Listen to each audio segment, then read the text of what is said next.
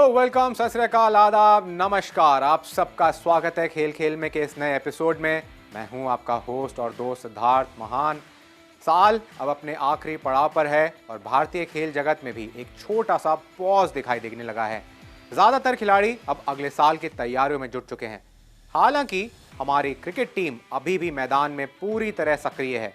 जैसे हम साल के अंत में अपनी जिंदगी का एक रिव्यू करते हैं, आज कुछ वैसा ही करते हैं भारतीय खेलों के साथ। तो सवाल यही है, 2025 भारतीय खेलों के लिए कैसा रहा? क्रिकेट में बड़े उतार चढ़ाव देखने को मिले, बड़ी जीतें भी रहीं, कुछ कड़वी हारें भी, लेकिन अगर एक बात सबसे ज्यादा उभर कर सामने आई तो वो थी विमेंस क्रिकेट का शानदार साल।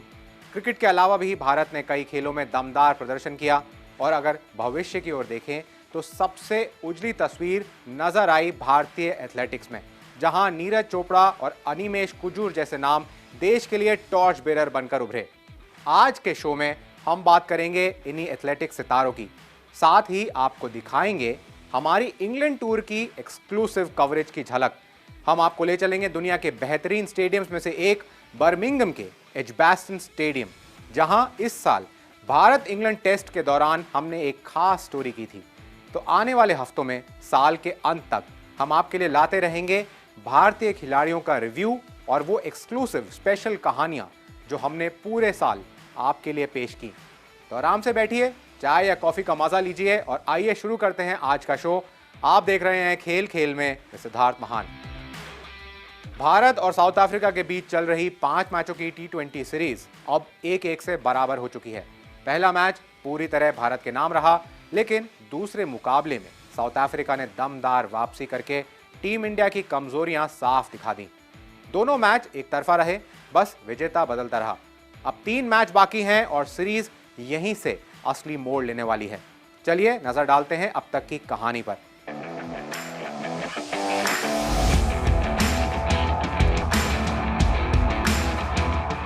सीरीज का पहला T20 पूरी तरह भारत के नाम रहा। भारत ने पहले बल्लेबाजी करते हुए 175 रन बनाए और फिर गेंदबाजों ने साउथ अफ्रीका को सिर्फ 74 रन पर ढेर कर दिया।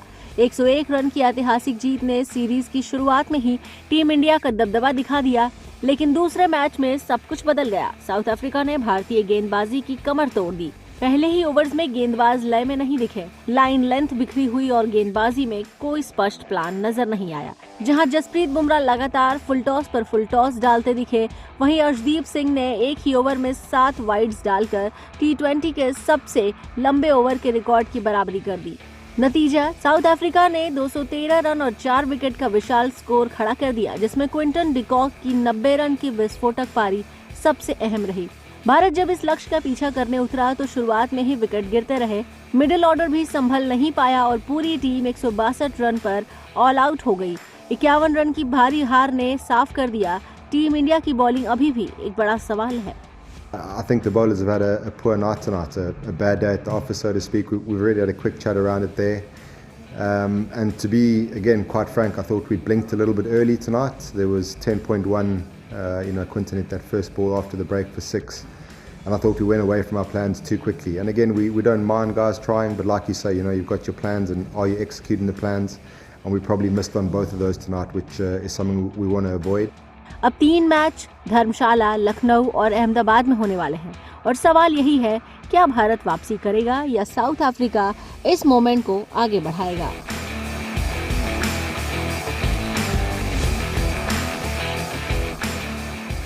क्या इंडिया T20 वर्ल्ड कप 2026 के लिए सच में तैयार है? ये सवाल अब और भी जोर से पूछा जा रहा है और वजह है ये मौजूदा India south Africa T20 series. उतार चढ़ाव के बीच उभरे हैं कई बड़े सवाल। टीम कॉम्बिनेशन, चयन और उसी चॉपिंग चेंजिंग पर जो महीनों से जारी है। रॉबिन उत्तपा जैसे पूर्व खिलाड़ी भी अब खुलकर आलोचना कर रहे हैं, कह रहे हैं कि टीम दिशा से भटक रही है, खिलाड़ियों के रोल और कॉन्फिडेंस क्लियर नहीं है। तो आइए इस रिपोर्ट में समझते हैं क्या है टीम इंडिया की सबसे बड़ी परेशानी और क्यों वर्ल्ड कप से पहले ये चेतावनी की घंटी है।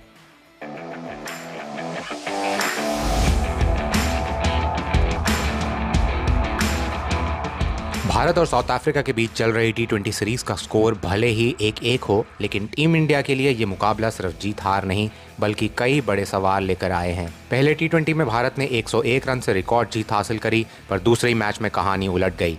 गेंदबाजों ने 20 ओवर में 7 वाइड, फुल टॉस, खराब लाइन, सब कुछ देखने को मिला। लेकिन बहस सिर्फ बॉलिंग की ही नहीं है, टीम कॉम्बिनेशन और चयन पर भी बड़े सवाल खड़े हो रहे हैं। शुभमन गिल T20 फॉर्म में संघर्ष कर रहे हैं, फिर भी लगातार मौका। दूसरी तरफ संजू सैमसन 1 साल से फॉर्म में, फिर भी बाहर। यही बात रॉबिन उत्तपा ने भी उठाई कि अगर परफॉर्मेंस ही चयन का पैमाना है तो फिर एक ही तराजू क्यों नहीं। ओवर एक्सपेरिमेंटेशन, लगातार बदलाव और एक भी मैच में स्थिर प्लेइंग 11 ना मिलना वर्ल्ड कप की तैयारी को धुंधला कर रहा है। Again, we're trying things combination-wise. We've got 8 or 9 games now before the World Cup, and I guess, again, being quite frank, we found ourselves being 35 for 3 more times than we would have liked in the last couple of months. So it's just a exploration into how we can extend the batting, the link between the openers and the guys who want to come in and smash it around, maybe when things do get a little bit easier. World cup अब सिर्फ कुछ ही महीने दूर है और दुनिया भर की टीमों के पास लगभग तय कॉम्बिनेशंस हैं, लेकिन भारत अभी भी खोज में है। सही ओपनिंग जोड़ी कौन, मिडिल ऑर्डर में किसे स्थिर मौके मिलें। टीम इंडिया के लिए वक्त कम है और फैसले बड़े हैं।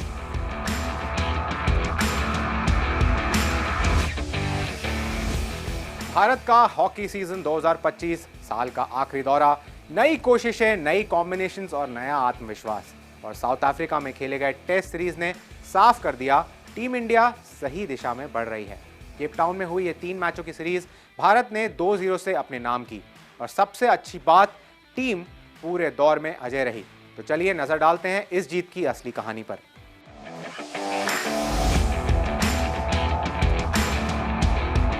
भारत ने केप टाउन में खेले गए आखिरी टेस्ट में 4-1 की शानदार जीत दर्ज कर सीरीज 2-0 से जीत ली। 3 मैचों की इस हॉकी टेस्ट सीरीज में भारत ने पहला मैच जीता, दूसरा ड्रॉ कराया और तीसरा मैच जीतकर साउथ अफ्रीका को मात दी।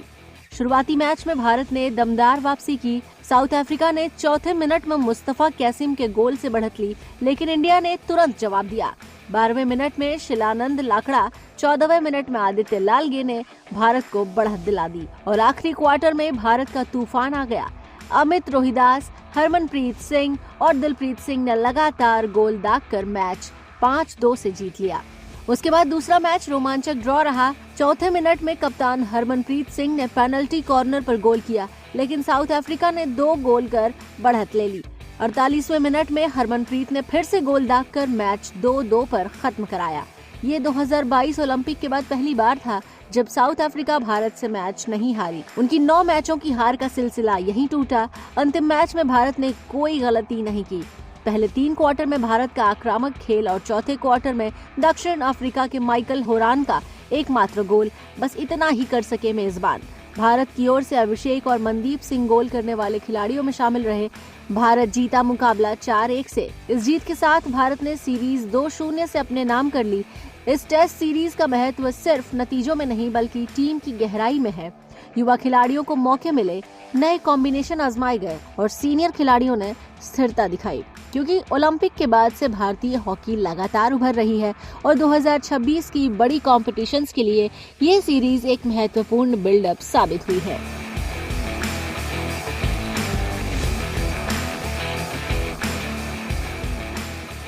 2025 भारतीय एथलेटिक्स के लिए सिर्फ मेडल का साल नहीं था, ये बदलाव का साल भी था। कभी रिकॉर्ड टूटे, कभी दिल, कभी दिग्गज हिले तो कभी नए सितारे चमके। ये वो सीजन था जिसने साबित किया अब भारतीय एथलेटिक्स कुछ नामों पर नहीं बल्कि एक पूरी पीढ़ी की हिम्मत, गहराई और कॉन्फिडेंस पर चलता है। तो चलिए देखते हैं 2025 में भारतीय ट्रैक एंड फील्ड की सबसे बड़ी कहानियां। नीरज चोपड़ा, एक ऐसा नाम जिसने सालों से भारत को पोडियम का मतलब समझाया है, लेकिन 2025 की शुरुआत में पहली बार नीरज एक बड़े ग्लोबल इवेंट में मेडल नहीं जीत पाए। फैंस चौंके, एक्सपर्ट हैरान, लेकिन नीरज वो बिल्कुल शांत थे। सीजन के आगे बढ़ते बढ़ते उन्होंने जोरदार वापसी की। डायमंड लीग में फिर से पोडियम और लगातार 85 मीटर प्लस थ्रो ने बता दिया कि नीरज अभी भी दुनिया के टॉप थ्रोअर्स में हैं। उनकी इस लड़ाई ने एक और चीज साबित की। अब भारत में युवा जैवलिन थ्रोअर्स बिना डर के 80 मीटर प्लस फेंक रहे हैं, क्योंकि रास्ता नीरज ने बना दिया है। अब बात उस चेहरे की जिसने 2025 में भारतीय स्प्रिंटिंग की परिभाषा ही बदल दी, अनिमेश कुजुल। अनिमेश ने इस साल सिर्फ एक नहीं बल्कि कई नेशनल रिकॉर्ड तोड़े, 100 मीटर और 200 मीटर दोनों में। और ये प्रदर्शन सिर्फ घर पर नहीं, अंतर्राष्ट्रीय ट्रैक्स पर भी उन्होंने लगातार टाइम्स बेहतर किए। तेज स्टार्ट, दमदार तकनीक और चौंकाने वाली निरंतरता। 2025 के खत्म होते होते लोग एक बात मान चुके थे, अनिमेश सिर्फ भविष्य नहीं, भारतीय स्प्रिंटिंग का वर्तमान है। उनके प्रदर्शन ने वो गैप कम कर दिया है जिसे हम दशकों से दुनिया की टॉप स्प्रिंटिंग नेशंस के सामने महसूस करते थे। 2025 ने दिखा दिया, भारतीय एथलेटिक्स अब नई सोच, नई पीढ़ी और नए सपनों का समय है।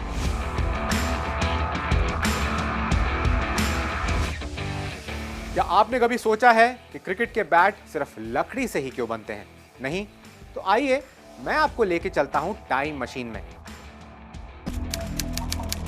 15 दिसंबर 1979 की उस दोपहर में जब क्रिकेट के मैदान पर ऐसा तमाशा हुआ था कि आईसीसी को मजबूर होकर नया नियम बनाना पड़ा।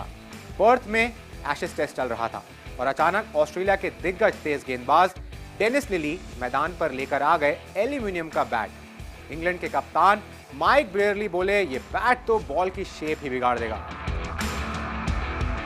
और लिली गुस्से में बोले, अरे ये तो नियमों के अंदर है। फिर क्या, अंपायर्स, कैप्टन, लिली, 10 मिनट की बहस, गुस्सा और ड्रामा। आखिर में बैट बदलना पड़ा। लेकिन ड्रामा यहीं खत्म नहीं हुआ। अगले ही साल आधिकारिक नियम बन गया कि क्रिकेट बैट सिर्फ और सिर्फ लकड़ी के ही होंगे। तो आज का सवाल, क्या आपको पता था कि क्रिकेट में ऐसा एल्यूमिनियम बैट गेट भी हुआ था? जैसा कि मैंने आपको पहले बताया, आज आपको ईयर रिवाइंड कराएंगे। स्पेशल स्टोरी जो हमने कवर की थी इंडिया इंग्लैंड टेस्ट सीरीज के दौरान बर्मिंघम के एजबास्टन स्टेडियम से। ये सिर्फ कोई मैदान नहीं, ये वो जगह है जहां इतिहास ने करवटें ली हैं और जहां क्रिकेट के सबसे यादगार लम्हे दर्ज हुए हैं। हमने आपको भारत के तमाम ग्राउंड्स दिखाए हैं, लेकिन आज आपको ले चलते हैं इंग्लैंड के इस शानदार मैदान की खास सैर पर, क्रिकेट के हार्टलैंड एजबास्टन में।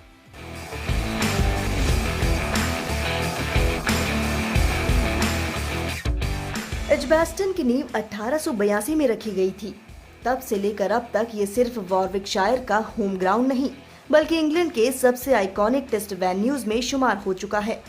टीम इंडिया के लिए ये मैदान कुछ ज्यादा मेहरबान नहीं रहा।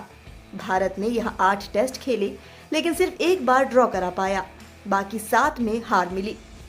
इंग्लैंड के लिए ये हमेशा से एक हैप्पी हंटिंग ग्राउंड रहा। लेकिन ये मैदान सिर्फ हार और जीत से नहीं, इतिहास से जिंदा है। 1994 में वेस्टइंडीज के ब्रायन लारा ने यही बना डाला था फर्स्ट क्लास क्रिकेट का सबसे बड़ा व्यक्तिगत स्कोर, 501 नॉट आउट।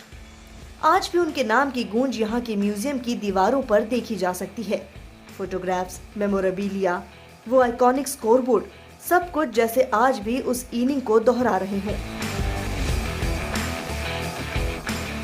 और अब बात उस स्टैंड की जो क्रिकेट फैंस के लिए किसी जश्न से कम नहीं, एरिक हॉलिस स्टैंड। ये वही स्टैंड है जिसका नाम उस गेंदबाज पर रखा गया जिसने डॉन ब्रैडमैन को उनके आखिरी टेस्ट की पहली बॉल पर आउट कर दिया था। जी हाँ, ब्रैडमैन का आखिरी स्कोर था 0 और इसी वजह से उनका करियर एवरेज 100 से रह गया 99.94। हॉलिस स्टैंड सिर्फ नाम से नहीं, अपनी एनर्जी के लिए मशहूर है। यहाँ के फैंस मस्ती करते हैं, गाते हैं और टेस्ट क्रिकेट को एक त्योहार बना देते हैं।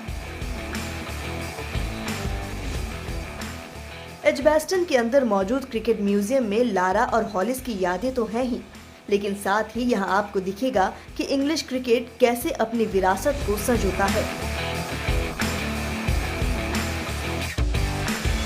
We have always, for each touring team, we do a display specific to that touring team for the test match. This year, obviously, it's the England-India, which we've highlighted. So we've got memorabilia relating to both sides in the years, and that becomes, every year we do a new display for that touring side. So last year it was the West Indies, and it will be that every year that we keep changing it. BCCI को यहाँ से भी सीख लेने की जरूरत है, चाहे वो म्यूजियम बनाने की बात हो या स्टेडियम में फैन जोन्स, एक्टिविटीज और क्वालिटी हॉस्पिटैलिटी की। यहाँ हर मैच एक एक्सपीरियंस है, खाने पीने के तमाम विकल्प, बच्चों के लिए एक्टिविटी जोन और फैंस के लिए वो सब कुछ जो मैच को सिर्फ खेल नहीं, एक यादगार मेमोरी बना दे।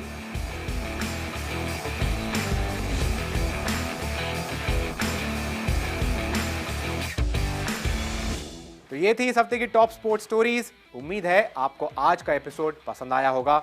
हमारे शो के साथ जुड़े रहिए, क्योंकि हम आपके लिए लाते रहेंगे एक्सक्लूसिव स्टोरीज, कुछ खास रिपोर्ट्स और भारतीय एथलीट्स के साथ खास बातचीत। अपना ख्याल रखिए, हम आपसे अगले हफ्ते फिर मिलेंगे। तब तक के लिए शब्बा खैर। कीप वॉचिंग खेल खेल में विद सिद्धार्थ महान।